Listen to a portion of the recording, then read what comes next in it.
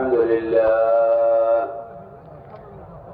لله نحمده ونستعينه ونستغفره ونؤمن به ونتوكل عليه ونعوذ بالله من شرور أنفسنا ومن سيئات أعمالنا من يهد الله فلا مضل له ومن يضلله فلا هادي له ونشهد أن لا إله إلا الله وحده لا شريك له ونشهد أن سيدنا ونبينا ومولانا محمدا عبده ورسوله صلى الله تعالى عليه وعلى آله وصحبه وبارك وسلم تسليما كثيرا أما بعد فأعوذ بالله من الشيطان الرجيم بسم الله الرحمن الرحيم والذين جاهدوا فينا لنهدينهم سبلنا فإن الله لمع المحسنين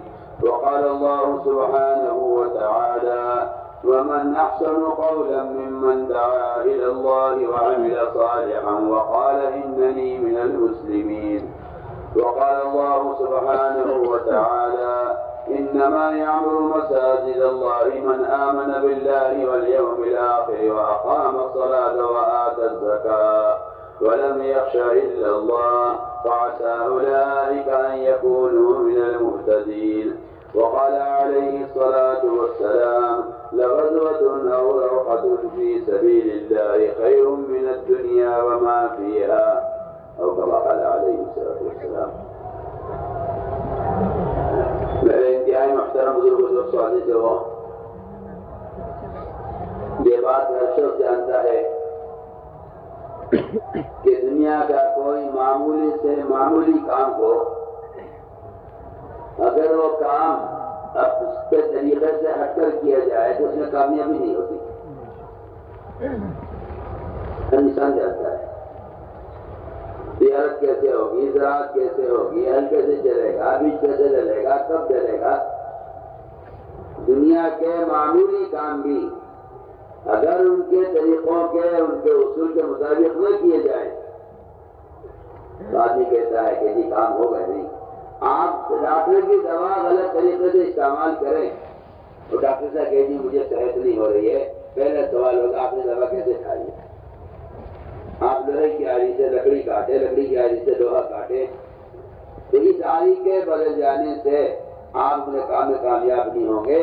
لوہے کی آری سے ہی لوہا کٹے گا، لکڑی کی آری سے ہی لکڑی کٹے گی. میں تو آپ کو آسان مثال پیش کر رہا ہوں.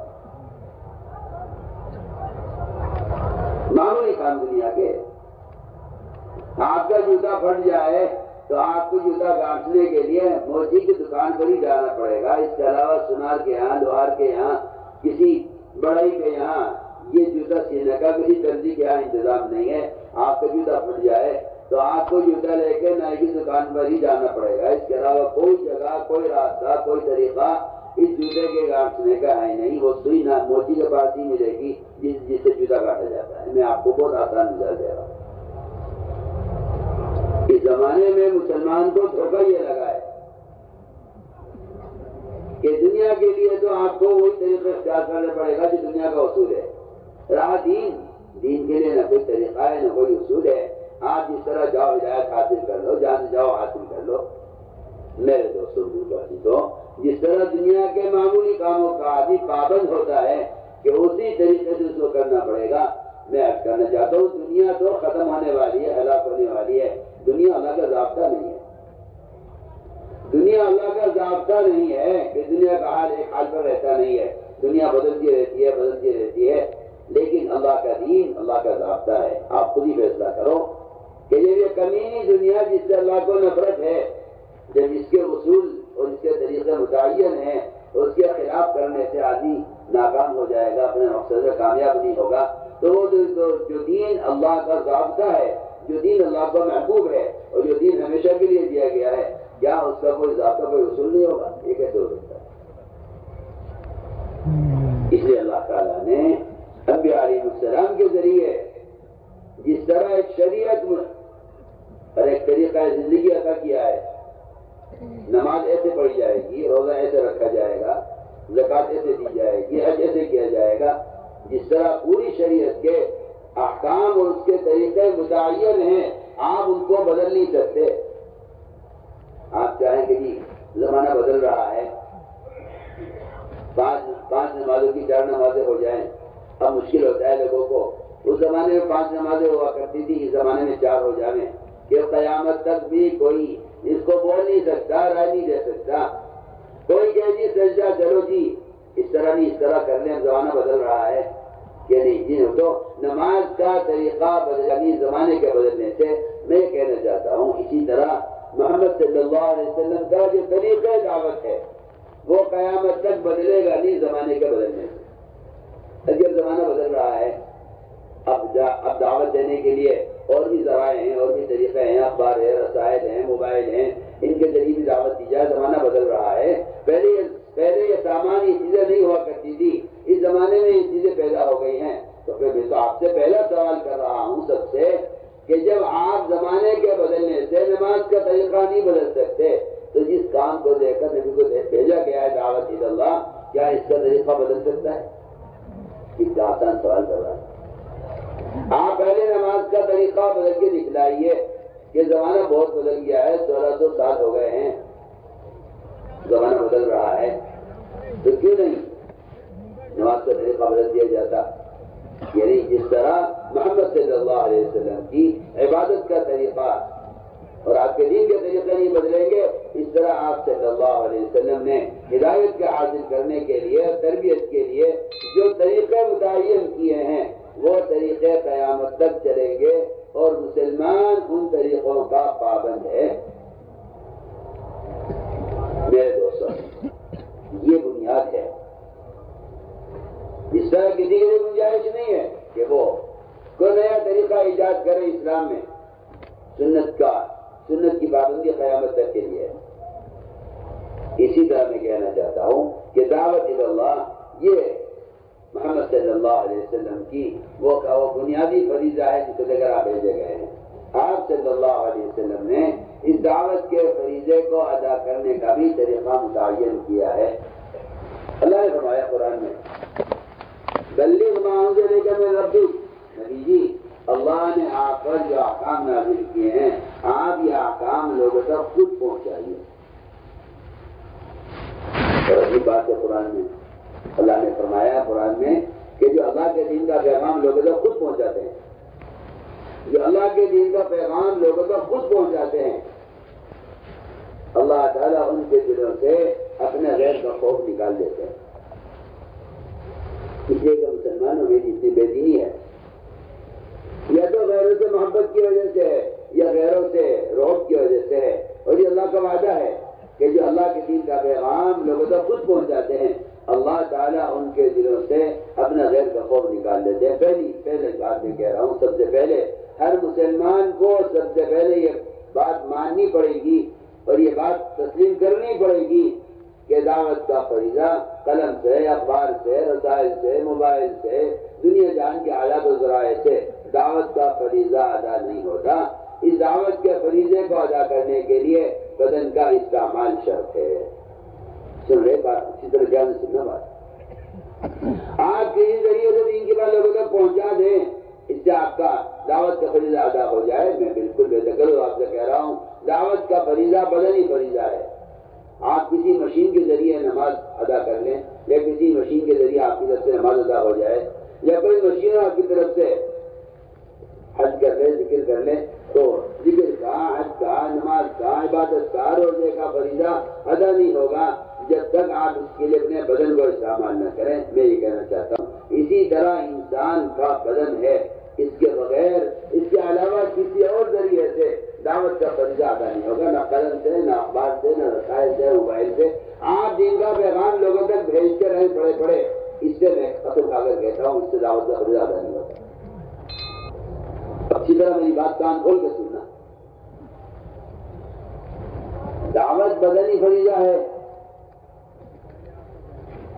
نماز بدنی فریضہ ہے۔ آپ کو نماز پڑھنے کے لیے بدن کو استعمال کرنا پڑے گا۔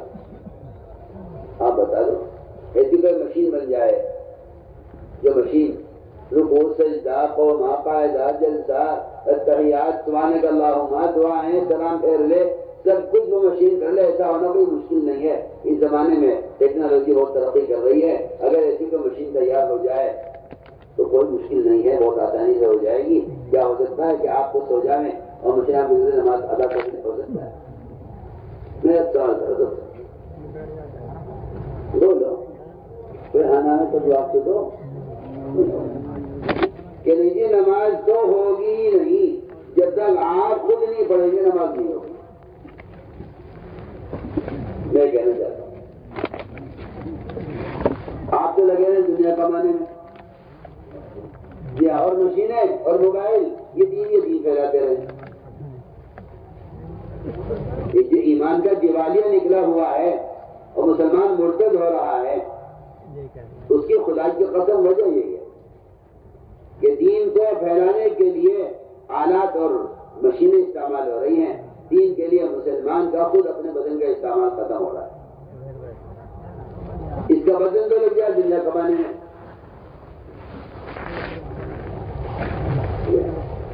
اور مشینوں سے دین کی باتیں پھیلاتے رہو اور کہتے رہو کہ ہم تو دین پھیلا رہے ہیں۔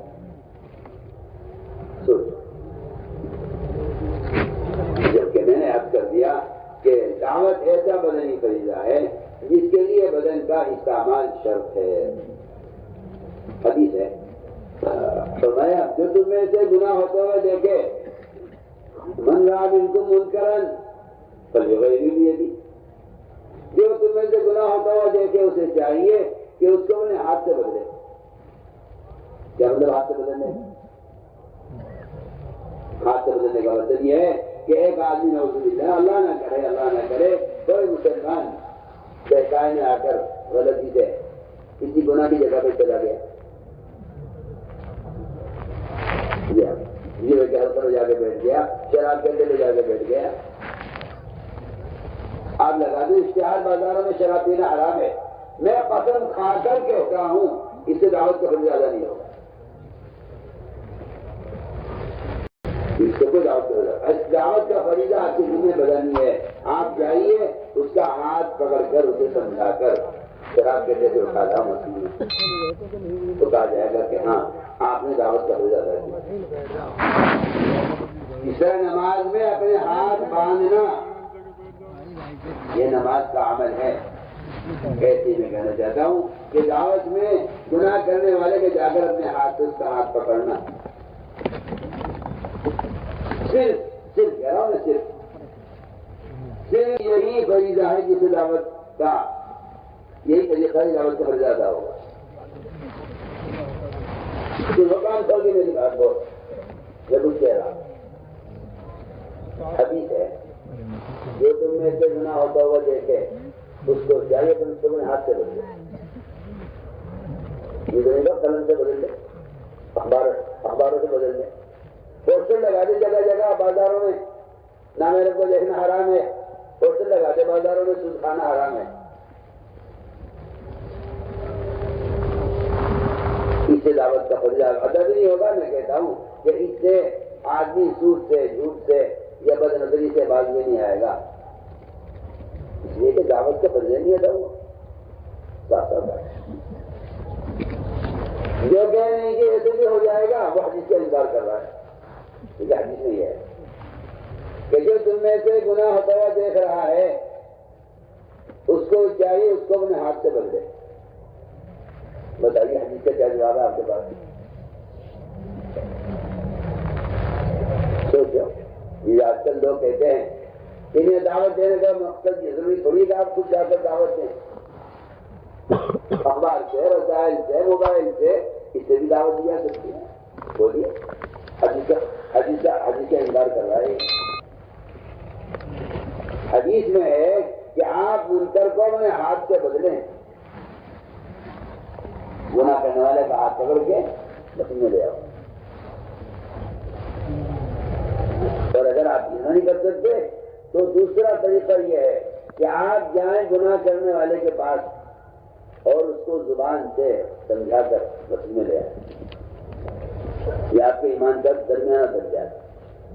اور اگر آپ یہ بھی نہیں کر سکتے، آپ کسی ایسی جگہ ہیں جہاں آپ زبان پڑھیں گے تو آپ کو قتل کر دیا جائے گا، تو سب سے کمزور ایمان اس کا ہے جو دل سے اللہ سے دعائیں کر کے اس گناہ کو ختم کر رہے ہیں.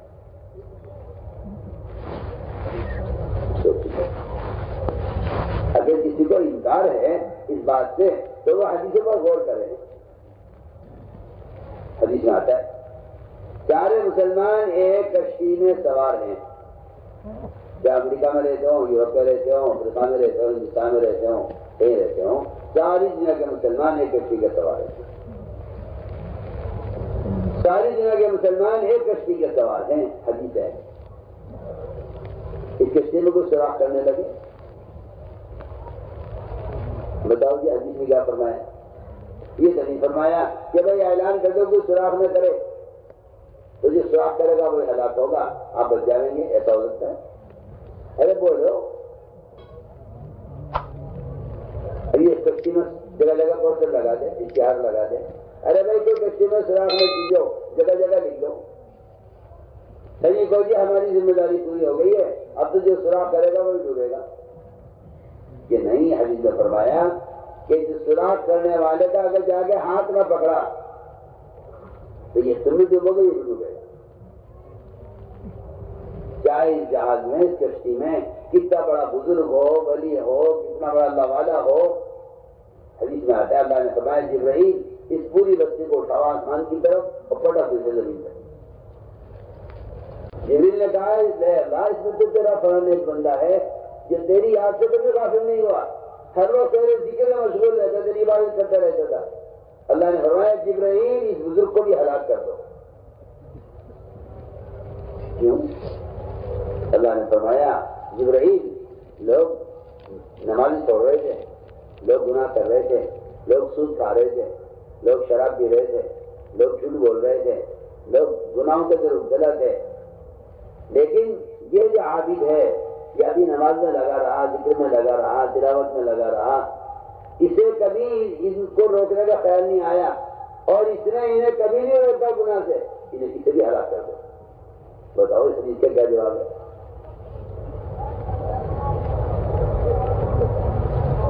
اس نے گناہ ہوتے ہوئے دیکھ کر روکنے کی کوشش نہیں کی.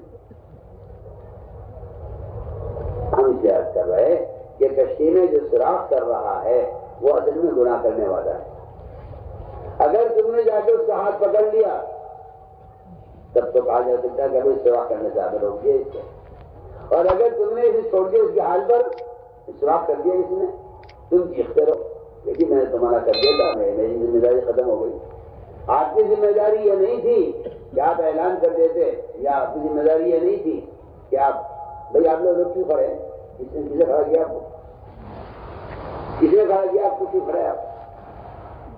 تو دوسرے ان سے کیوں کھڑے؟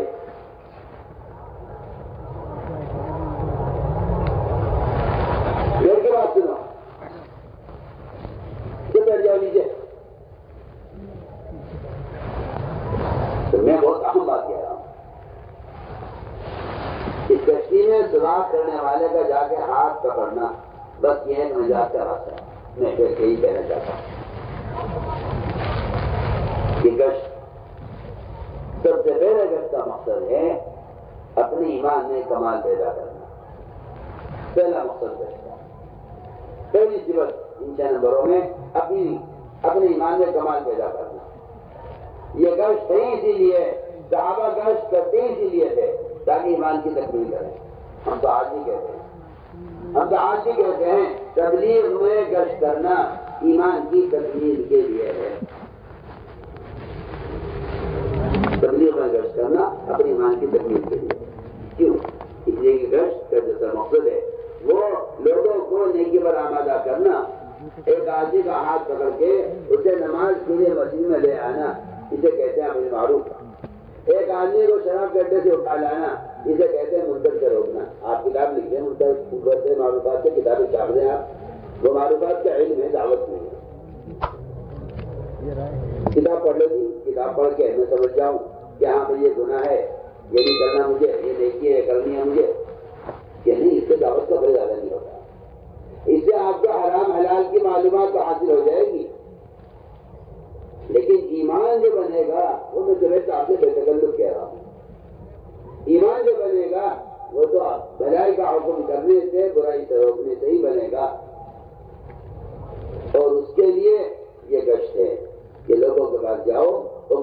کرو اور انہیں گناہ بیٹوں سے اٹھا کر اور انہیں شراب کے ماحول سے اٹھا کر انہیں مسجد کے ماحول میں لے کر آؤ. اسے کہتے ہیں عمل معروف نہی منکر کی عملی محنت. اسی لیے نے قرآن میں بیان کیا ہے کہ ایمان میں کمال چاہتے ہو تو لوگوں کو نیکی پر آمادہ کرو اور لوگوں کو برائی سے بچانے کی کوشش کرو. تأمرون بالمعروف وتنہون عن المنکر وتؤمنون باللہ کہ ایمان باللہ یہ ہے کہ آپ لوگوں کو برائی سے بچانے کی کوشش کریں اور لوگوں کو نیکی پر آمادہ کریں. اس سے ایمان میں کمال پیدا ہوگا. لوگوں کو اشارہ ہوتا ہے لیکن کیا ہے کہ ایمان بنے گا؟ کیا تبلیغ جماعت کا طریقہ ایمان بننے کا ہے؟ یہ تبلیغ جماعت کا طریقہ نہیں ہے، یہ صحابہ کا طریقہ ہے. وہ اپنے ایمان میں کمال اسے پیدا کرتے تھے. دیکھو پہلے ہم سے بھی کہتا ہوں، ہم سے بھی کہتا ہوں، امام بخاری کا مذہب ہے کہ ایمان میں زیادتی ہوتی ہے. امام بخاری کا مذہب ہے کہ ایمان بڑھتا نہیں، حالت پر نہیں رہتا. اور دلیل یہ ہے کہ معاذ بن جبل رضی اللہ تعالیٰ عنہ بازاروں میں لوگوں سے ملاقاتیں کرتے تھے، ہاتھ پکڑ کر خوش آمد کرتے تھے اور کہتے تھے کہ چلو آؤ بیٹھو ہمارے ساتھ ایمان کے حلقوں میں، اب پر ایمان لائیں گے. وہ صحابہ کو دعوت دے کر وہ ایمان کے حلقوں میں جوڑتے تھے اور کیا کرتے تھے کہ آؤ بیٹھو اپنے پر ایمان لائیں گے.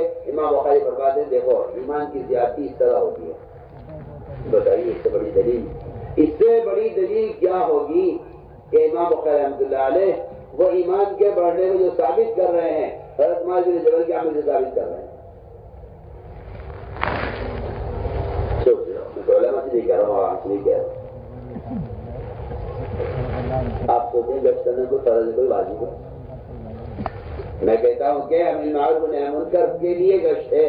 اس سے اندازہ کر لینا کہ گشت کی کیا اہمیت ہے. عمر رضی اللہ تعالیٰ عنہ بازاروں میں کبھی لوگوں کے ہاتھ پکڑتے ہیں، ان سے کہتے ہیں کہ چلو ہمارے ساتھ چلو، اٹھو ہمارے ساتھ چلو، ہمارے ساتھ آؤ مسجد میں اگر پر ایمان لائیں گے. حضرت عمر اور فرماتے ہیں عمر رضی اللہ تعالیٰ عنہ یہ کام میں اس لیے کرتا ہوں اور بازاروں میں لوگوں کے ہاتھ پکڑ کے انہیں مسجد میں اس لیے لے کر آتا ہوں تاکہ میری ایمان زیادتی ہو. دیکھیے آپ اس کا آپ کے پاس کیا جواب ہے؟ اس کا کیا جواب ہے آپ کے پاس؟ کیا آپ یہ کہے نہیں کہ یہ کوئی ضروری نہیں ہے ایمان سیکھنے کے لیے، یہ تو کوئی طریقہ متعین نہیں ہے؟ ہم بتانا چاہتے ہیں گشت کا جو اصل مقصد تھا مسجد سے باہر کے گناہوں کے اڈوں کو اور شراب کے ماحول کو اور گندے یہ ہے گناہوں کے ماحول کو ختم کرنے کے لیے ان گناہ کرنے والوں کی جگہ کو تبدیل کرنا یہ گشت کا مقصد ہے. یہ تو نہیں ہے کہ آپ گزرتے کسی سے دین کی بات کر رہے ہیں، آگے بڑھ جائیں. یہ ملاقاتیں ہوتی ہیں نا، ملاقاتیں کہ جن سے ملاقات ہوئی انہیں دین کی دعوت، جن سے ملاقات ہوئی دین کی دعوت دے دی، ان سے ملاقات ہو گئی ان کے گھر بیٹھ کے بات کر لی، ان کے پاس چلے گئے ان کے دفتر بیٹھ کے بات کر لی، ان کے یہاں چلے گئے ان کے کارخانے بیٹھ کے بات کر لی. میں کیا بتاؤں آپ کو؟ میرا سوال ہے، آپ کا رشتے دار، آپ کا دوست، آپ کا پڑوسی کسی کنویں میں گر جائے، اللہ نہ کرے کسی گڑھے میں گر جائے اور آپ گزرتے اس سے کہیں بھائی صاحب آپ باہر آ جاؤ، آپ ہلاک ہو جاؤ گے. آپ سمجھا دیں انہیں کہ یہاں رہنا ٹھیک نہیں ہے، آپ باہر نکل آؤ. ان کی بات سمجھا کہ آپ آگے بڑھ جاؤ. تو مجھے بتاؤ کیا تمہاری ذمہ داری پوری ہو جائے گی اس سے؟ ارے کوئی ہاں نہ میں جواب دے گا میری بات کا؟ نکالنا پڑے گا. یہ کیا خیال ہے آپ کا؟ آپ کے سمجھانے کی جان بچ جائے گی؟ بولو جی بولو. آپ سمجھا دو اسے بھائی صاحب آپ یہاں گڑھے میں پڑے ہوئے ہو، باہر آ جاؤ. میں آپ سے کہتا ہوں گناہ کرنے والا گڑھے میں پڑے ہوئے شخص کی طرح ہے. گناہ کرنے والا گڑھے میں پڑے ہوئے آدمی کی طرح ہے. ابو دردہ کا قول میں عرض کر رہا ہوں، صحابی ہیں، وہ کہتے ہیں گناہ کرنے والا گڑھے میں گرنے والے کی طرح ہے. کیا تم اس کو نکالو گے نہیں گڑھے سے؟ یہ حضرت تو تم سخری جی کیا تم نکالو گے نہیں گڑھے سے؟ میں کہنا چاہتا ہوں کہ آپ ملاقاتیں کر کے لوگوں تک دین کی بات پہنچا. ہمارے ایسا فرماتے تھے کان میں بات ڈالنا کوئی تبلیغ نہیں ہے. کان میں بات ڈالنا تبلیغ نہیں ہے، بات کا دل میں اترنا تبلیغ ہے. اور یہ بات بالکل قرآن حدیث سے اور آپ صلی اللہ علیہ وسلم کے عمل سے یہ بات ثابت ہے کہ بات کے دل میں اترنے کی جگہ صرف مسجد ہے۔ اس لیے حدیث میں قرآن نے صاف فرما دیا کہ ایمان والے وہ ہیں جو مسجدوں کا عمل سے آباد رکھتے ہیں۔ یہ بات یاد رکھو کہ مومن مشرک کے درمیان مسجد کو آباد کرنے کا فرق ہے۔ غیر مسلم اور مشرک کے بارے میں قرآن نے کہا ہے کہ وہ مسجدوں کو آباد کرنے والے نہیں ہیں، لیکن سارے ایمان والے مسجدوں کو آباد کرنے والے ہیں۔ تو میں نے عرض کر دیا کہ آپ گزرتے گزرتے کسی کو دین کی بات کان میں ڈال دیں، یہ ایسا ہے جیسے کسی گڑھے میں گرے ہوئے آدمی کو آپ نکلنے کی ترغیب دیتے کہ بھائی باہر آ جاؤ۔ نہیں جی، اس کو سہارا چاہیے۔ آپ ہاتھ پکڑ کے اسے گڑھے سے باہر نکال دیں پھر تو اس کی جان بچ سکتی ہے، اور اگر آپ اسے نکلنے کی ترغیب دے کر آ جائیں تو میں کہتا ہوں کہ آپ نے اسے اسی کنویں میں چھوڑ دیا جہاں وہ پڑا ہوا تھا۔ اس سے تو ذمہ داری ادا نہیں ہے۔ میں نے پہلی بات کر دی، پہلا مقصد اس تبلیغ اور دعوت کا پہلا نمبر، پہلی صفت ایمان میں کمال پیدا کرنا ہے، اور اس ایمان کی تکمیل کا طریقہ یہ ہے کہ آپ خود اپنا وقت فارغ کریں، روزانہ مسجد کے اطراف میں لوگوں سے ملاقاتیں کر کے انہیں گناہوں کے ماحول سے نکالیں اور انہیں اللہ کا فریضہ ادا کرنے کے لیے تیار کریں۔ اسے کہتے ہیں بالمعروف و نہی عن المنکر کی عملی محنت۔ یہی صحابہ اکرام کا طریقہ تھا اپنے ایمان میں کمال پیدا کرنے کا۔ یہاں کا لا کر مسجد کے ماحول میں یہاں اللہ کی بڑائی سمجھاؤ، یہاں اللہ کی توحید سمجھاؤ۔ دیکھو یاد رکھو، تم نے کتاب میں اللہ کی بڑائی پڑھ لی، تم نے کتاب میں اللہ کی بڑائی پڑھ لی، یہ اللہ کی بڑائی کی معلومات ہے، یہ اللہ کی بڑائی کی معلومات ہے۔ تم نے کتاب پڑھ لی، کتاب میں تم نے اللہ کی بڑائی پڑھ لی، یہ اللہ کی بڑائی کی معلومات ہے۔ اللہ کی بڑائی دل میں جب پیدا ہوگی، جب بندہ خود اللہ کی بڑائی کو بولے گا۔ سنو میں کیا کہہ رہا ہوں، آپ سمجھو کتاب پڑھ کے ایمان آ جائے گا اور کتاب پڑھنے سے اللہ کی بڑائی دل میں بیٹھ جائے گی؟ میں تو بالکل صاف کہتا ہوں، ایسا نہیں ہے گی، ایسا نہیں ہے۔ اذا ذکر اللہ وجلت قلوبہم وَإِذَا تُلِيَتْ عَلَيْهِمْ آيَاتُهُ زَادَتْهُمْ ایمانا۔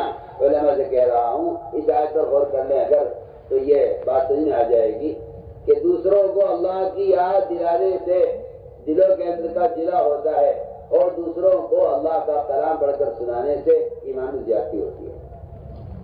دونوں آیتیں ایسی ہیں، اذا ذکر وَإِذَا تُلِيَتْ۔ علماء سے کہہ رہا ہوں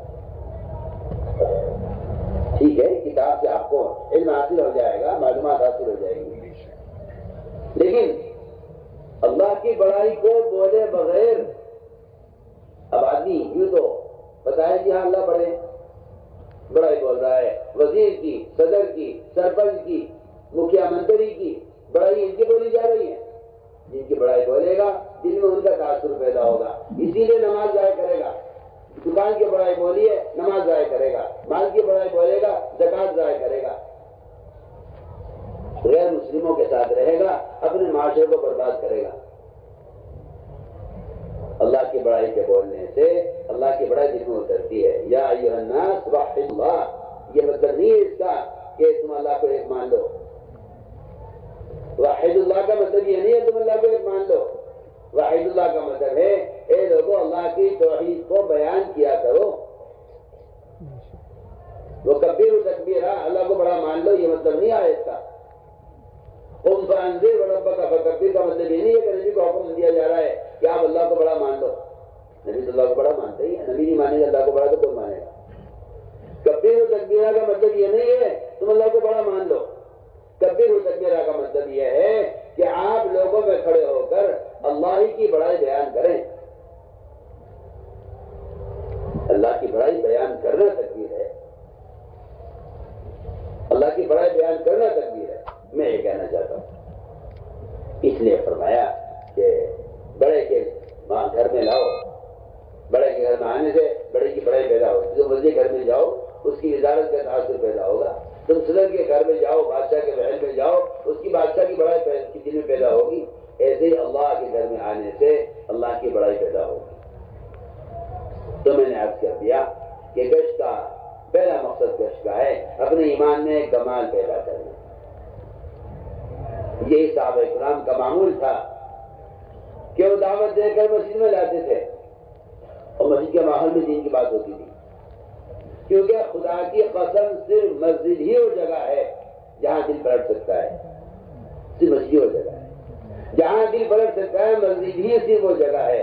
اگر کسی کے دماغ میں یہ شیطان نے وسوسہ پیدا کر دیا ہو کہ کیا مسجد میں لا کے بات کرنا ضروری ہے تو کیا یہی ہدایت ملے گی، تو اس کی سوچ قرآن کی آیتوں کے بھی خلاف ہے، حدیث کے بھی خلاف ہے. اس کی سوچ محمد صلی اللہ علیہ وسلم کے طریقہ تربیت کی بھی خلاف ہے. یہ بات آپ بالکل بے دخل آپ سے کہہ رہے ہیں.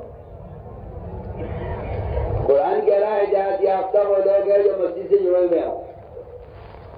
آپ صلی اللہ علیہ وسلم کہہ رہے مسجد کے ماحول سے بڑھ کر، عمل مسجد سے بڑھ کر کوئی ذریعہ دلوں کو نرم کرنے والا نہیں ہے. سوچیے آپ. ذکیر نے کہا نماز نہیں پڑھیں گے، روزہ نہیں رکھیں گے، زکات نہیں دیں گے، جہاد نہیں کریں گے، بتوں کو نہیں جوڑیں گے. جو آج کے مسلمان کا حال ہے، قومیت کا اسلام مسلمان قوم بن کر رہنا چاہتا ہے. نہ نماز، نہ روزہ، نہ حج، نہ زکات. فرمایا کہ دینی معلومات سے دین بچنے کی استطاعت پیدا نہیں ہوتی.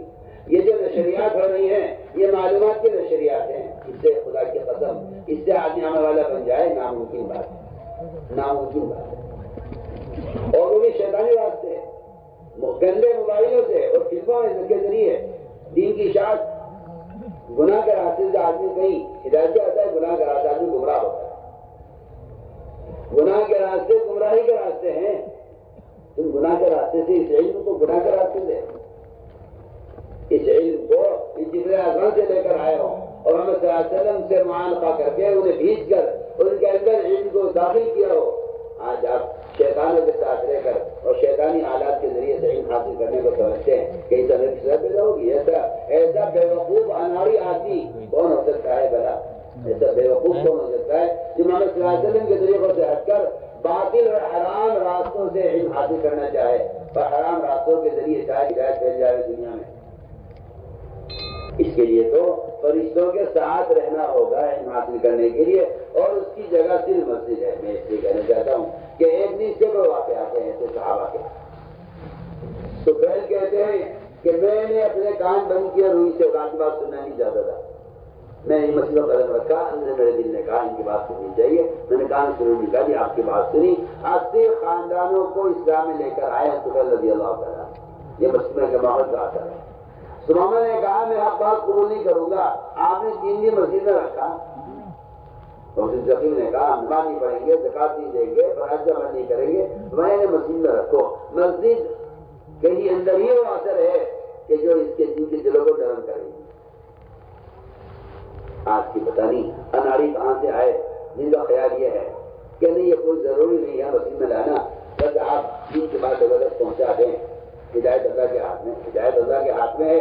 ہدایت اللہ کے ہاتھ میں شیطانی راستوں سے، ہدایت اللہ کے ہاتھ میں گناہوں کے راستے سے، ہدایت اللہ کے ہاتھ میں بدعتی راستوں سے، ہدایت اللہ کے ہاتھ میں ہے گناہوں کے راستے سے. تو آپ کسی کی عقل خبت ہو گئی ہو، کسی کی کھوپڑی الٹی ہو تو اس کا کیا علاج ہے؟ ہدایت کا وعدہ خدا کی قسم صرف محمد صلی اللہ علیہ وسلم کے طریقے پر ہے اور کسی طریقے میں ہدایت کا وعدہ نہیں ہے. قرآن نے فیصلہ کیا ہے ان تطیعوہ تہتدوا. اگر تم نبی کے طریقے ہدایت پر ہو تب تو ہدایت کا وعدہ ہے، اور اگر تم نبی کے طریقے ہدایت پر نہیں، ہدایت کا کوئی وعدہ نہیں ہے. قرآن صاف کہہ رہا ہے آپ اپنی بکواس کرتے رہیں، اپنے طریقے آپ گناہوں کے طریقے آپ جتنا چاہے شور مچاتے رہیں کہ اس طرح ہدایت ملتی ہے. قرآن انکار کرتا ہے. قرآن نے کہا ان تطیعوہ تہتدوا. اگر ہدایت کے حاصل کرنے کے لیے تم صرف نبی کے طریقے کے پابند ہو تب تو ہدایت ملے گی، اللہ ہدایت دیں گے. اور اگر تم نے نبی کا طریقہ چھوڑ دیا تو اللہ تمہیں گمراہ کریں گے. یہ تو حدیث قرآن سے بھرے ہوئے ہیں. آپ کو کیوں اصرار ہے اس پر کہ نئے طریقے بھی ہدایت کے ذریعہ بن سکتے ہیں؟ کیوں اصرار آپ کو اس سے اصرار ہے؟ میں تو بالکل آپ سے بھول کر کہہ رہا ہوں. آپ سوچیے آپ کتنا نظام خلاف سنت قائم کر چکے ہیں ہدایت کرنے کے لیے. میں 100 بار اللہ سے قدر کھا کر کہہ سکتا ہوں کہ شیطان آپ کو دھوکہ میں ڈالا ہوا ہے کہ ہدایت اس طرح نہیں ملتی ہے. ہدایت صرف اس طریقے پر ملے گی جو طریقہ محمد صلی اللہ علیہ وسلم کا، اس طرح ہدایت کا کوئی راستہ نہیں، کوئی طریقہ نہیں۔ اس لیے فرمایا عمل کی استعداد پیدا کرنی ہے تو مسجد میں لاؤ، یہاں فرشتوں کے پروں میں رکھو۔ سوچیے آپ 20 دن 22 دن 25 دن انڈے رہتے ہیں مرغی کے پروں میں، ان میں بچے پیدا ہو جاتے ہیں۔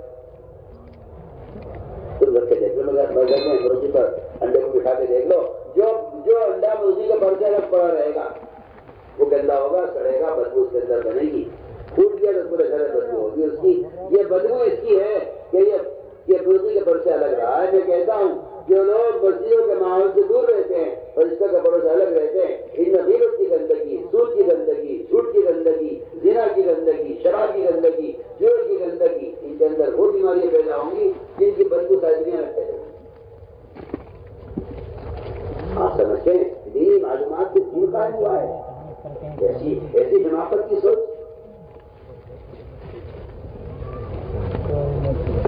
کہاں علم جبرائیل کی صحبت سے نبی کو مل رہا ہے اور نبی کی صحبت سے صحابہ کو مل رہا ہے۔ آج ان گندے موبائل کی صحبت سے علم حاصل ہوگا؟ کسی کی عقل خفت ہو گئی ہو، کسی کھوپڑی الٹی ہو گئی ہو، وہ تو یہ بات کر سکتا ہے کہ شیطانوں کی صحبت سے اور گندی فلموں کے دیکھنے سے علم حاصل ہوتا ہے۔ اس لیے ان شیطانی راستوں سے ہٹ کر ہمیں پلٹنا پڑے گا سب کو اجتماعی طور پر اس طریقہ محنت کی طرف جو طریقہ محنت ہم سے کرتا ہے کہ صحابہ کی طرح گشت کرو بازاروں میں اور لوگوں کو ان کے ماحول سے اٹھا کر مسجد کے ماحول میں لاؤ۔ صحابہ خوشامد کر رہے ہیں صحابہ کی، وہ جو سارے صحابہ پورے دن پر قائم تھے ان کی خوشامد کر کے مسجد میں لایا جا رہا ہے۔ آج مسلمان سارا دن چھوڑ چکا ہے، اپنے مسلمانوں کی بے دینی پر ہے۔ آپ کے جب مسلم آنے کو ضروری ہے؟ میرے دوست میں نے تیز عبادت کر تربیت کا، تعلیم کا، عمل کے ساتھ کے پیدا ہونے کا جو سب سے بنیادی سبب اور ذریعہ ہے وہ صرف مسجد کا ماحول ہے۔ اس لیے میں نے پہلی صورت بیان کر دیا، ایمان ایسے بنے گا۔ صاحب ہمارے حدیث میں جس کو بکثرت مسجد میں آتے جاتے دیکھو اس کے مومن ہونے کی گواہی ہے۔ یہ پہلی صفت ہے، صفت ایمان، جس کو حاصل کرنے کا خدا کی قسم یہ ہی واحد طریقہ ہے۔ میں واحد کہہ رہا ہوں، واحد کہہ رہا ہوں۔ آپ کو اشکال ہے؟ آپ کو اشکال اس لیے ہے کہ آپ رواجی طریقوں کی باتیں کرتے ہیں، ہم سنت طریقوں کی باتیں کرتے ہیں۔ آپ کو اشکال ہے، اعتراض ہے آپ کو۔ میں تو آپ سے بے حجاب بات کرتا ہوں۔ آپ کو شیطانی طریقے اچھے لگتے ہیں سنت کے مقابلے میں، اور ہمیں سنت طریقے اچھے لگتے ہیں تمہارے شیطانی طریقوں کے مقابلے میں۔ سوچو، کان کھول کر سوچو، غور کرو، کان کھول کر سنو۔ آپ کو نیا طریقہ تعلیم، نیا طریقہ تربیت دیا ہے، نہ اس میں ہدایت ہے، نہ اس میں تربیت ہے، نہ اس میں عمل کی اصلاح پیدا ہوتی ہے، کچھ نہیں ہوتا۔ اتنا دن نشر ہو رہا ہے، اتنا اقتدار گاؤں کے گاؤں مرتد ہو رہے ہیں۔ اس لیے میں کہہ رہا ہوں تاکید سے کہ اپنے ایمان کی تکمیل کا واحد طریقہ یہ ہے کہ آدمی لوگوں کو لے کے برآمدہ کرے۔ ہمارے یہاں گشت کا مقصد ہی امر بالمعروف و نہی عن المنکر، یہ گشت کا موضوع ہے جو ایمان کی تکمیل کا ایک واحد سبب ہے۔ ورنہ علماء نے لکھا ہے جو آدمی نماز اتنی پڑھے تو اس کی پیشانی سیاہ ہو جائے، روزے اتنے رکھے مسلسل رمضان کے علاوہ پورے سال کہ اس کے اور خوش پڑ جائیں اور زکات اس پر ادا کر دو۔ علماء نے لکھا ہے کہ ایمان کا کمال صرف یہ نہیں ہے اور ایمان کی علامت صرف یہ نہیں ہے کہ آپ بڑے دیندار ہیں، بڑے تاجد گزار ہیں اور بڑی تلاوت کرنے والے ہیں۔ ایمان کا کمال یہ ہے اور ایمان کی علامت یہ بھی ہے کہ آپ لوگوں کو نیکی پر آمادہ کرتے ہیں یا نہیں، اور لوگوں کو گناہ سے بچانے کی کوشش کرتے ہیں یا نہیں۔ اس طرح میرے دوست سمجھو، روزانہ وقت فارغ کرنا پڑے گا ہر مسلمان کو مسجد کے لیے، کیونکہ بالکل واضح بات ہے مسلمان غیر مسلم کے درمیان جو فرق ہے مسجد کو آباد کرنے کا فرق ہے۔ کیونکہ آج کے لوگ یہ سمجھتے ہیں کہ مسجد کی آبادی تبلیغ جماعت کا کام ہے، حالانکہ مسجد کی آبادی ہر مومن کا کام ہے، مسجد کو آباد کرنا ہر مومن کا کام ہے۔ قرآن نے صاف کہا انما المساجد من آمن باللہ ما کان المشرکین ان یعمروا مساجد اللہ، مشرکین مسجد کو آباد نہیں کریں گے، سارے ایمان والے مسجد کو آباد کریں گے. یہ 100% ایمان والے کے ذمہ ہے کہ مسجد کو آباد کریں. اس طرح ہمیں خود مسجد والا بننا ہوگا اور ہر فرد کو دعوت دے کر مسجد سے جوڑنا ہوگا. دوسری بات یہ ہے کہ ایمان کے بعد سب سے اونچا درجہ نماز کا ہے. ایمان بالغیب اور اس کا اقامت الصلاۃ، الذین یؤمنون بالغیب ویقیمون الصلاۃ. بالکل قرآن کیا ہے یہ بتا رہی ہے، ایمان نماز دونوں کو ساتھ جوڑا ہے کہ جو ایمان لائیں گے وہ نماز قائم کریں گے. میرے دوستوں عزیزو، ہمارے گشت کا موضوع ہے یہ، ایک مسلمان سے اس وقت کی نماز ادا کروانے کی کوشش کرنا، یہ گشت کا موضوع ہے. آ جاؤ بھائی نماز کے لیے آ جاؤ. ایک آدمی دکان پہ بیٹھا ہوا ہے، نمازی پکا نمازی ہے، نماز کے لیے جا رہا ہے، اس کے ذمہ لازم ہے، واجب ہے، میں کہہ رہا واجب ہے کہ اپنے پڑوسی دکان والے کا بھی ہاتھ پکڑ لیں، آ جاؤ بھائی نماز کے لیے چلے. اگر آپ کا خیال یہ ہے کہ اسے پڑھنی ہوگی تو پڑھ لے گا تو آپ گناہ گار ہوں گے. آپ سن لو کان کھول کے، اگر آپ کا پڑوسی نماز نہیں پڑھتا تو گناہ اس کو نہیں ملے گا، صرف گناہ آپ کو بھی ملے گا. سن رہے نہیں کیا بول رہا؟ آپ کے دکاندار پڑوسی، آپ کا گھر کا پڑوسی، آپ کی گلی کا پڑوسی، اگر آپ تو نماز پڑھتے پابندی سے، آپ کا پڑوسی نماز نہیں پڑھتا تو آپ یہ مت سمجھنا گناہ اسے ملے گا، وہ نماز نہیں پڑھتا، گناہ آپ کو بھی ملے گا. اور آپ یہ مت سمجھنا کہ اگر اللہ کا عذاب آئے گا تو بے نمازی پر آئے گا، نمازی پر بھی عذاب آئے گا. نماز پڑھنے والے پر بھی عذاب آئے گا. کیوں؟ ہماری کیا غلطی ہے؟ ہم تو پڑھتے تھے، پھر تو نماز پڑھتے تھے، لیکن تم دوسروں کا نماز پر آمادہ نہیں کرتے. اگر میں کہتا ہوں پورا گاؤں یہ طے کر لے کہ جی مجھے نماز خود پڑھنی ہے، پڑھوانی ہے، ٹھیک ہے، میری نجات صرف نماز پڑھنے میں نہیں ہے، میں تو آپ سے بالکل قرآن حدیث کی روشنی بات کر رہا ہوں. میری نجات صرف نماز پڑھنے میں نہیں ہے، میری نجات دوسروں کو نماز پڑھوانے میں بھی ہے. اس بات کو مسلمان نے ایسا بھلایا کہ یہ بیچارہ اب یہاں سے علماء نے کوئی آدمی اگر اپنی اصلاح کی فکر میں لگا ہوا ہے صرف تو ایمان کامل نہیں ہوگا. سن لو کان کھول کے، علماء سے کہہ رہا ہوں، جو آدمی صرف اپنی ذات کی اصلاح میں لگا ہوا ہے، اپنی ذات کی اصلاح کی کوشش سے ایمان کامل نہیں ہوگا. کوئی ولی ہو، کوئی بہت بڑا متقی ہو، کوئی بہت بڑا بزرگ ہو جو اپنی نفس کی اصلاح میں لگا ہوا ہے، اسے کسی کوئی مطلب نہیں ہے. جی میری نماز، میرا روزہ، میری تلاوت، میرا ذکر، میرا حج، میرے اعمال، میرا ذکر، میری تسبیح، میری تہجد، مجھے اب کسی کو کوئی مطلب نہیں ہے. فرمایا کہ اگر یہ اپنی نفس کی اصلاح میں لگا ہوا ہے تو ایمان کامل نہیں ہوگا. سن لو میں کیا کہہ رہا، میری بات سمجھ رہے؟ کتنا بڑا کوئی بزرگ ہو، کتنا بڑا کوئی ولی ہو، اگر وہ اپنے نفس کی اصلاح میں لگا ہوا ہے ایمان کامل نہیں ہوگا. یہ لوگ کوئی خیالی باتیں نہیں کر رہا، یہ کوئی میرا اپنا خیال نہیں ہے، بالکل اسی طرح ترجمان السنہ میں لکھا ہے مولانا بدر عالم شمس والے نے. آپ کوئی پڑھے اس کو، علماء سے کہہ رہا ہوں پڑھیے.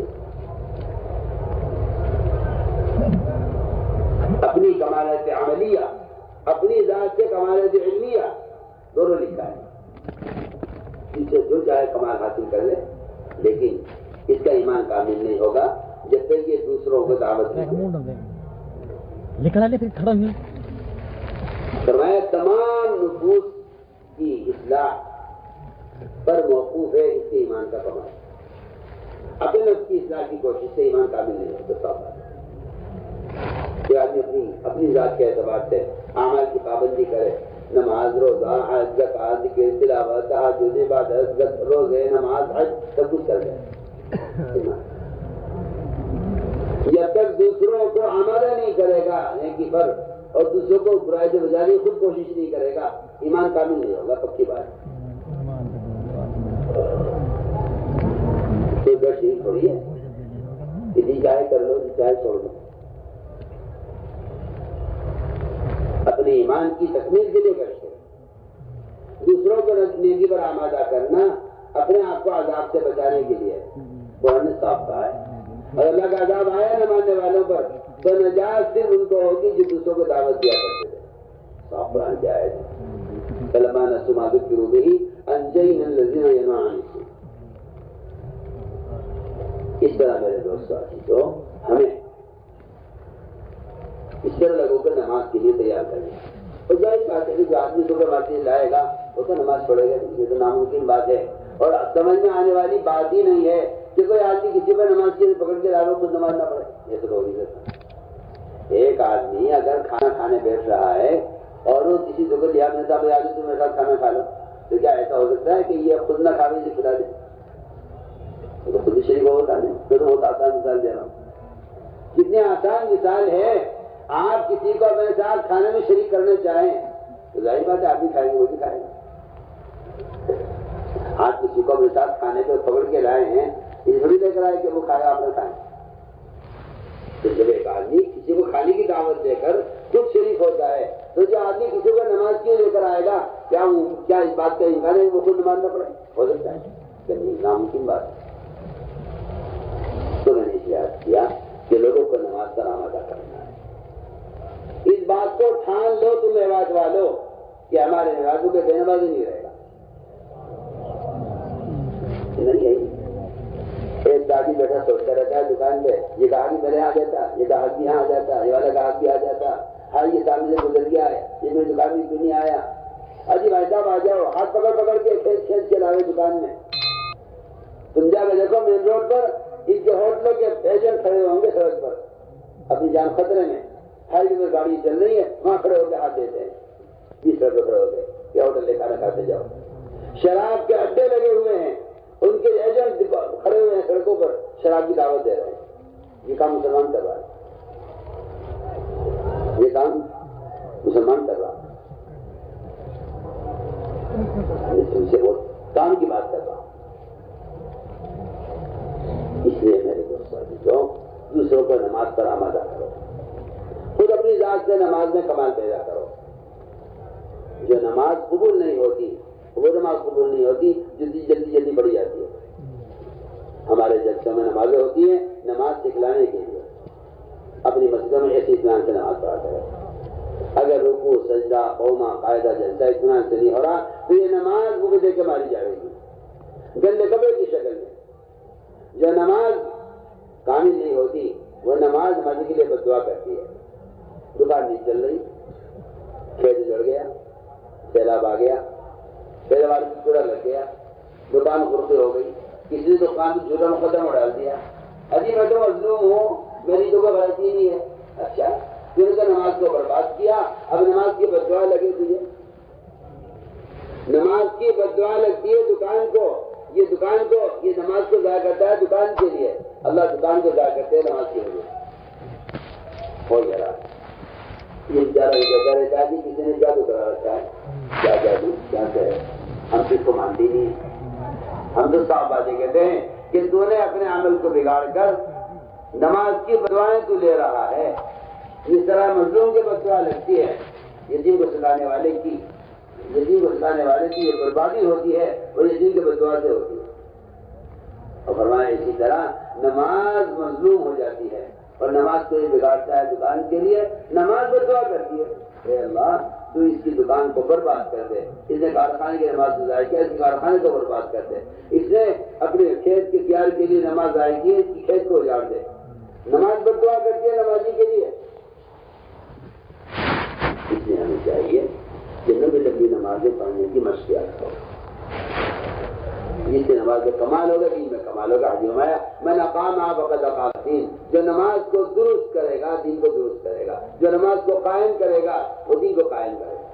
اپنے گناہوں کے اسباب نماز کی تلاش کیا کرو. مجھ سے کون سا گناہ ہوا؟ یہ جو گناہ ہوا ہے نماز میں غلطی ہوئی ہے مجھ سے کوئی نام سستی ہو رہی ہے. جو نماز چھوڑ دیتا ہے اس کا اسلام میں حصہ ختم ہو جاتا ہے. جو نماز چھوڑ دے اس کے اسلام میں کوئی حصہ نہیں ہے. بتائیے تو صحیح. جس کے اسلام میں کوئی حصہ نہیں وہ اللہ سے کیا لے لے گا؟ دعائیں مانگتا رہے، لوگوں سے دعائیں کراتا رہے، کراتے رہے دعا۔ جس آدمی کا کمپنی میں کوئی حصہ نہیں ہے، کیا کمپنی سے کچھ ملے گا؟ کوئی شیئر نہیں تو کوئی حصہ نہیں کمپنی میں، کیا ملے گا کمپنی سے کچھ؟ یہ کمپنی سے ملے گا جس کا کمپنی میں حصہ ہے، اس کا اسلام میں تو کوئی حصہ ہے نہیں۔ تو بزرگ دعا کر دے، وہ اللہ والا دعا کر دے، کوئی مجھے نقد بنا دے، کوئی مجھے تعویذ دے دے، اس پر پڑے رہتے ہیں، لگے رہتے ہیں۔ وہاں تو پتہ کٹ چکا نماز چھوڑنے کی وجہ سے، مسلمان ہی نہیں ہوا، آدمی نماز چھوڑ دے، جو آدمی نماز چھوڑ دے وہ مسلمان ہی نہیں رہا۔ تو پھر آپ بتائیے تو صحیح، پھر آپ اللہ سے کیا لے لیں گے؟ آپ اس لیے میں نے عرض کیا کہ پورا مجمع اس کا فیصلہ کرے۔ شرم آتی ہے مسلمان سے کہتے ہیں نہیں چھوڑیں گے۔ نماز پڑھنے کو وقت تو کافر کو دیا جاتا تھا اللہ کے رسول کے زمانے میں، یہ بڑھیا جگہ جگہ آپ کو ملے گا۔ کفار یہ کہتے تھے کہ محمد صلی اللہ علیہ وسلم ہمیں نماز کا حکم دیتے ہیں، ابو سفیان نے کہا تھا بادشاہ سے کان یامرون بالصلاۃ، کیا ہمیں نماز کا حکم دیتے ہیں؟ مسلمان کی کیا نماز پڑھیں گے؟ مسلمان نماز چھوڑ دیں۔ وہاں تو کافر نماز پڑھ لیا کرتا تھا۔ واقعہ میں اصغر رضی اللہ تعالیٰ عنہ نے اسلام قبول کر کے نماز پڑھی ہے جماعت کے ساتھ، پھر اسلام داخل ہوئے نماز کے بعد۔ اس لیے میں نے عرض کیا کہ اپنی نمازوں میں کمال پیدا کرو، تہجد کا، اشراق کا، جہج کا، اوابین کا۔ جماعت میں نکلنے کی غرض ہی یہی ہے۔ یہاں دکان میں لگا رہتا ہوں، جماعت نفل چھوٹ جاتی ہیں، یہاں دکان کے مشہور ہے کبھی کبھی سنتیں چھوٹ جاتی ہیں، آہستہ آہستہ سنتوں کا نفلوں کا مزاج ختم ہو رہا، دن بھر کھیت میں تھکا رہا کہ لیٹ گیا، رات کو تھک گیا، بدن دکھا ہوا ہے، تو تہجد چھوٹ گئی۔ آہستہ آہستہ تہجد کی، اشراق کی، جہج کی، نفلوں کی، سنتوں کی عادت ختم ہو گئی۔ اللہ حفاظ فرمائے، اللہ حفاظ فرمائے۔ بعض تو ایسے ہیں کہ جن کو فرائض کی بھی عادت ختم ہو چکی ہے۔ لوگ یہ سمجھتے ہیں جماعت میں جاہلوں کو نکالا جاتا ہے تاکہ جماعت سے نکل کے دین سیکھ لیں۔ ارے یہ بھی کوئی بات نہیں۔ عمر رضی اللہ تعالیٰ عنہ صحابہ کو نکالا کرتے تھے، جماعت میں صحابہ کو، وہ صحابہ جن نے نبی کے پیچھے نماز پڑھی ہوئی ہے ان سے عمر کہتے تھے تم نکلو اللہ کے راستے میں تاکہ تمہاری نماز میں کمال پیدا ہو جائے۔ سوچو تو صحیح، عمر رضی اللہ تعالیٰ عنہ صحابہ کو جماعت میں بھیجتے تھے، مدینہ منورہ سے باہر نکالتے تھے۔ کیا مقصد تھا کہ نکلو اپنی تجارت چھوڑو مسلم کے لیے، چھوڑو اسباب مشغولی کے، اور چھوڑو وہ اسباب جنہوں نے تمہیں نمازوں میں محسوس کیا ہوا ہے۔ اللہ کے راستے میں نکلو کچھ وقت کے لیے تاکہ وہاں تہجد ملے وقت پر، ذکر وقت پر ملے، تلاوت وقت پر ملے، تعلیم کا حلقہ وقت پر ملے، وہاں نماز تکبیر اولیٰ وقت پر ملے۔ کچھ دن اگر تم مسجد کے ماحول میں رہ کر یہ سارے اعمال وقت پر کرو گے تو تمہاری عادت واپس آ جائے گی اور تمہاری عادت ہو جائے گی اعمال کی کرنے کی۔ ورنہ میں تو آپ سے بے تکلف کہتا ہوں کہ اگر کسی آدمی کو اس کے بستر پر دین پہنچا دیا جائے اور پڑا موبائلوں میں دین دیکھتا رہے تو میں 100 بار اللہ کی قسم اگر کہتا ہوں اس سے خدا کی قسم کوئی فائدہ نہیں ہے، کوئی فائدہ نہیں ہے۔ آپ بلا وجہ مصر ہے اس بات پر جہاں یہ بھی طریقہ ہے، شیطانی طریقوں سے کوئی ہدایت نہیں ہے۔ اس لیے بہت تاکید ہے، عمل کے ماحول میں رہنے سے آدمی عمل والا بنتا ہے۔ شیطانوں کے ساتھ رہ کر شیطان تو بن گیا، وہ تو آگے سمجھنے بات۔ فرشتوں کے ساتھ رہنے سے عمل کی اصلاح پیدا ہو جائے، یہ تیرے دماغ میں آتی نہیں ہے۔ یہ کثیر مسجد کا ماحول ہے جس میں فرشتوں کی صحبت بھی نہیں۔ حدیث میں آتا ہے اللہ کے گھروں میں سے کسی گھر میں جمع ہو کر جو لوگ اللہ کے تذکرے کرتے ہیں، فرشتے اپنے پروں سے آسمان میں ان کو گھیر لیتے ہیں، اللہ ان سے بہتر مخلوق ان کا ذکر فرماتے ہیں۔ اصل بنیادی طور پر یہ چیز مقصود کی ذات ہے کہ نکلو اپنے گناہ کے معاملے سے نکلو۔ لوگوں کو اس بارے نکلنے کا ضروری ہے، بھائی دین سیکھو، دین سیکھو۔ عجیب عجیب الٹی کھوپڑی کے لوگ ہیں۔ سوچیے آپ، ایک میں علماء سے کہہ رہا ہوں، سوچیے ایک شخص نے 99 قتل کیا، ایک راہب سے کہا حلی میں توبہ کی، میری توبہ قبول ہو جائے گی، میں نے اس کا قتل کر دیا۔ اس نے کہا اللہ تمہیں معاف نہیں کریں گے، اس نے اسی کو قتل کر دیا۔ کتنے ہو گئے؟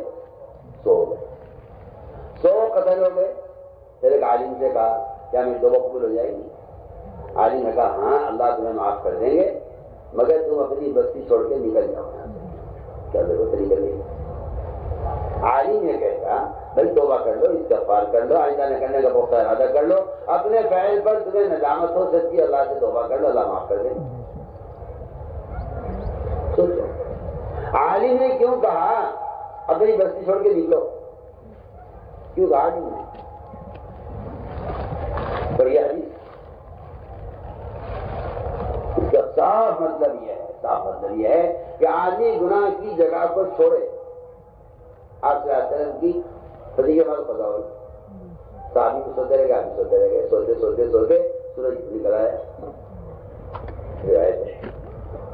امام شافعی فرماتے ہیں رحمۃ اللہ علیہ کہ آپ صلی اللہ علیہ وسلم نے جو نماز یہاں ادا نہیں کی فجر کی، فرمائے آگے چلو یہاں ہی پڑھیں گے. امام شافعی فرماتے ہیں وجہ یہ ہے کہ اس وادی میں، اس علاقے میں شیطانوں کا اثر تھا. بتائیے لا شیطان کا اثر تھا، وہاں سے ہٹ کر نماز ادا کیا. جہاں بستی کی بستی نماز چھوڑے ہوئے ہے وہاں کتنے شیطان کا اثر ہوگا. اور آپ دیکھیں نکلنے کیا ضروری ہے. عالم کہہ رہا ہے قاتل سے اپنی بستی چھوڑ دو. سوچیے آپ کا خیال یہ ہے کہ موبائل تھما دو ہاتھوں میں اور اس میں دین کی باتیں نشر کرتے ہو، بیٹھے رہے. یہ جلسہ ہو گیا، یہ ختم بخاری کا جلسہ ہو گیا، یہ پڑھ لو، یہ سن لو اور یہ دیکھ لو فلم بستر پہ لیٹ کے.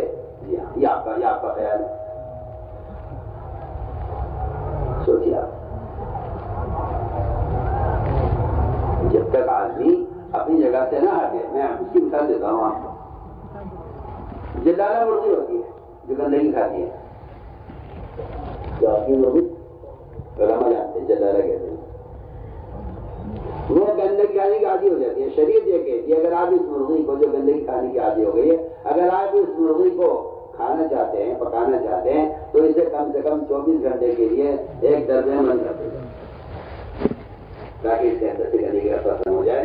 اس کے بعد ہم استعمال کر سکتے ہیں. اگر بڑا جانور ہے تو آپ اس کو 3 دن کے لیے بند کریں، اور اگر مرغی ہے تو 24 دن کے لیے بند کریں. اس کو ہٹائیے گندگی کی جگہ سے پہلے اور اسے بند کر دیے یہاں دربے کے اندر، یہاں تک کہ آہستہ آہستہ اس کے بدن سے گندگی کا اثر ختم ہو جائے. پھر آپ اسے ذبح کرو، پھر اس کا گوشت بناؤ، پھر کھاؤ اسے پکا کے. سوچ لیا جو مرغی جانور ہے حرام حلال کی مکلف نہیں ہے. آپ سوچیں تو صحیح. اس مرغی کو کھانے کے قابل بنانے کے لیے تو آپ دربے بند کریں. اور اگر یہ کہا جائے کہ مسلمان جو اللہ کے احکام کا مکلف ہے اسے آپ کچھ وقت کے لیے مسجد کے معاملے میں رکھیں تاکہ اس کے اندر سے گناہوں کا اثر ختم ہو جائے، اسے کہتے ہیں یہ کوئی ضروری نہیں ہے. سوچیں میں تو آپ سے بالکل آسان باتیں آپ سے عرض کر رہا، میں تو کوئی مشکل بات نہیں کر رہا. مگر پھر آپ کا خیال یہ ہے کہ لوگوں کو نکالنے کیا ضروری ہے، نکالنے کیا ضروری ہے. جو جہاں پڑھا وہاں پڑھا رہے اور آپ اپنے موبائلوں سے دین کے پیغام پہنچاتے رہے.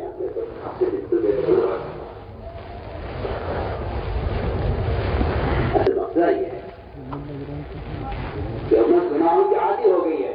اس عادت کو چھڑوانے کے لیے اللہ بات فرمائے جو لوگ شراب کے عادی ہو جاتے ہیں ان کو اسپتالوں میں رکھا جاتا ہے پیش کر کے تاکہ ایک عرصے تک یہ شراب نہ پیے. ان کے بدن میں جو شراب کے اثرات ایسے داخل ہو چکے ہیں کہ وہ مجبور کرتے ہیں شراب پینے پر. ان کی عادت کو چھڑوانے کے لیے اس کو بند کر رکھا جائے. یہی ہوتا ہے.